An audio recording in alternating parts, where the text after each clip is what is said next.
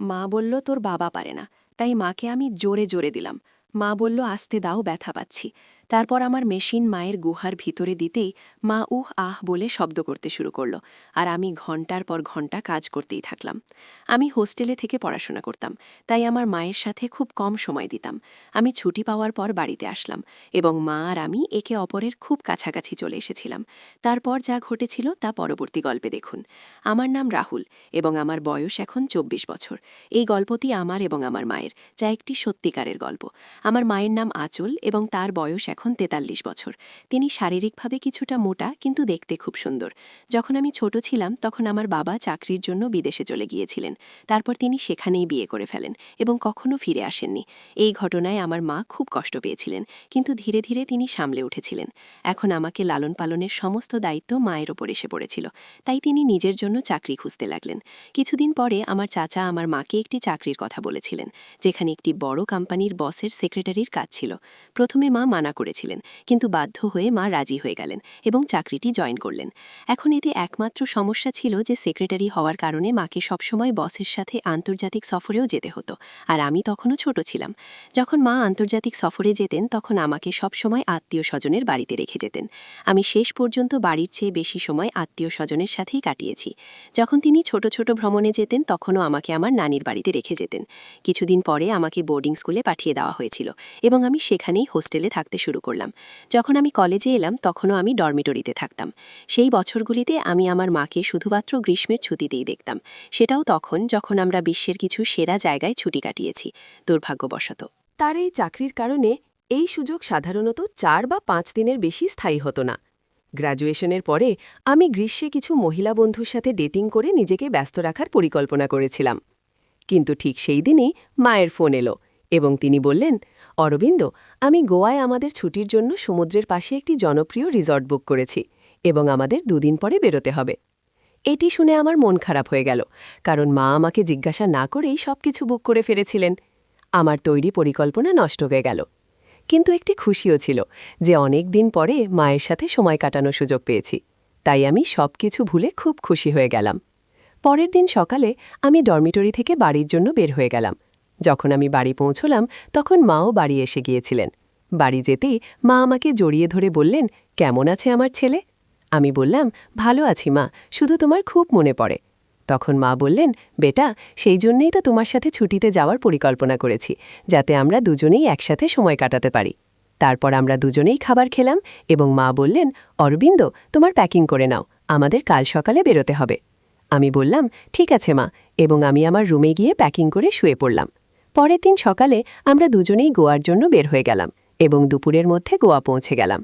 সেখানে পৌঁছে আমি দেখলাম যে মা হোটেল না নিয়ে সরাসরি সমুদ্রের পাশে একটি ছোট্ট খেতে গেলাম। রিসর্টে আমরা একটি মার্টিনি এবং সালাদ দিয়ে শুরু করলাম।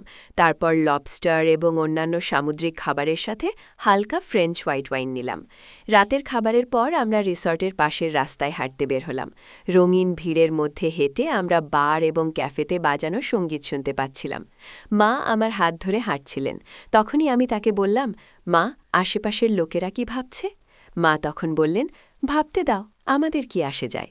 তার এই কথা শুনে আমি হতবাক হয়ে গেলাম এবং ভাবতে লাগলাম, শেষ পর্যন্ত আমার মা এমন কথা কেন বলছেন? যখন আমরা বাড়ি পৌঁছলাম তখন আমরা সমুদ্রের ওপর সূর্যাস্ত উপভোগ করতে ছাদে বসলাম। মা তার ব্যাগ থেকে একটি শ্যাম্পেনের বোতল বের করলেন এবং আমাকে খুলতে বললেন। তারপর তিনি পাতলা শ্যাম্পেন গ্লাসে শ্যাম্পেন ঢেলে আমাকে দিলেন। তিনি আমার পাশে বসলেন এবং তার গ্লাস থেকে আমাকে পান করাতে লাগলেন এবং বললেন, আমার ছেলে কত বড় হয়ে গেছে। তারপর তিনি আমাকে মাথা থেকে পা পর্যন্ত এক ভিন্ন দৃষ্টিতে দেখছিলেন। কিছুক্ষণ পর আমরা বাড়ির ভিতরে চলে এলাম। ভিতরে এসে মা একটি হালকা নীল রঙের গাউন পরলেন এবং আমরা বসে শ্যাম্পেনের সাথে কথা বলতে লাগলেন। তিনি তার পা আমার দিকের চেয়ারে রাখলেন। এটা দেখে আমি বুঝতে পারছিলাম না যে মা এসব কেন করছেন। প্রথমে আমি কিছুটা ঘাবড়ে গিয়েছিলাম, কিন্তু কিছুটা শ্যাম্পেন খাওয়ার পর আমি সাহস করে তার দিকে তাকালাম। তখন আমি দেখলাম যে তার মুখে আজ এক ভিন্ন অভিব্যক্তি ফুটে উঠেছে। আমার এভাবে তাকানো তাকে মোটেই বিরক্ত করছিল না। তিনি হাসতে হাসতে জিজ্ঞাসা করলেন, বেটা, আমি কি তোমার ভালো লাগে? আমি বললাম, হ্যাঁ মা, খুব। কিছুক্ষণ পর আমরা দুজনেই বেডরুমে চলে এলাম, যেখানে আমি আমার মায়ের অনুরোধে কিছু সুগন্ধি মোমবাতি জ্বালালাম। আমাদের বেডরুমে ধীরে ধীরে ইংরেজি সঙ্গীত বাজছিল। আমরা কিছুটা মাতালো হয়ে গিয়েছিলাম, কারণ আমরা বেশ কিছু শ্যাম্পেন খেয়েছিলাম। আমরা বিছানায় শুয়েছিলাম, তখন মা বললেন, আজ আমি অনেক রোদে গিয়েছি, তুমি কি আমার পিঠে লোশন লাগিয়ে দেবে? আমি বললাম, হ্যাঁ মা, অবশ্যই। তিনি আমার সামনে তার পা রাখলেন এবং আমি হাতে লোশন নিয়ে তার পায়ে লাগাতে লাগলাম। তখন তিনি কোনো দ্বিধা ছাড়াই আমাকে জিজ্ঞাসা করলেন, বেটা, বলো তো, আমার সম্পর্কে তোমার কি মত?